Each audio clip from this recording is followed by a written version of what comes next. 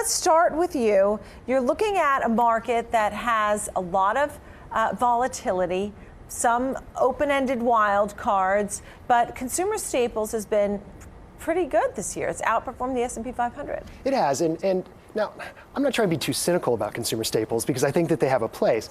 A lot of what you're seeing is from this outperformance that started back in mid-October. Right. And that's really where this ascent happened, when all the overpriced stuff in the S&P started dropping. And there's about a 60-day period from October to December where staples really popped up. So when you're doing screening or traders are out there looking for what's been doing well over the last 12 months, staples are going to really be there because people are concerned about valuations, and they also want to see things that are unleveraged and immune to what the Fed could do.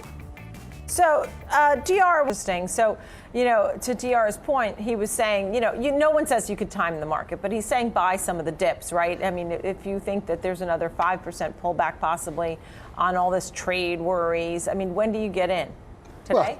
No, I mean, my levels are pretty clear. I mean, timing the market, you just want to be there to buy every dip. So, we're looking at, if you use the S&P as a proxy, which I've been doing for 21 years, right now we're at 27 whatever. I would probably look at the S&P gets down to about 2650, 2600. I think that's where you start to load in, you start to sell your bonds, and you start to buy your stocks. And I think if you see consumer staples come down enough, the problem is if this market caves in a little bit, 5 or 10%, and staples really hold their ground, that's the same type of mistake people made back in 08, 09, is buying everything for yield, buying all the conservative things, while all the trash and the garbage starts to, make huge bumps up. So I think consumer staples were best bought last fall or in the summer when people were concerned about valuations. Now that the cat's out of the bag, I would say unless I see staples really get hurt, I don't want to pay up for it because people think these are bond substitutes, and Nicole, they are not. They're still risky stocks.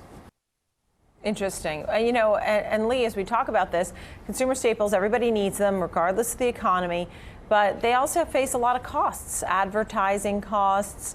But what do you think of Procter & Gamble and Colgate? Okay, well, Nelson Peltz, I mean, don't we wish we would have shadowed that guy's trade a couple of years ago, back in 2017, when he went to the board? He said, we're going to take Procter & Gamble, we're going to break it up. I know that's not how he talks. And he didn't break it up. They just got all these little business segments, he got it on. And that guy's done well.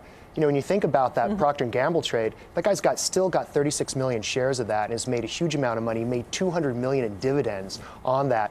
Procter & Gamble, it's a little too rich for my blood, but I get the hiding out idea. On Colgate, I worry about how much they're spending. You saw these numbers bump up on sales, but they had a 0.3% decline on their gross margins because of the cost. They're buying revenues, right? And I guess investors don't care. I mean, Uber's been buying revenues for 9 years, and that's all they do. So I think that right now in this type of growth, frothy market, people overlook sometimes the cost of getting those numbers hit. So it doesn't sound like you like either one of those.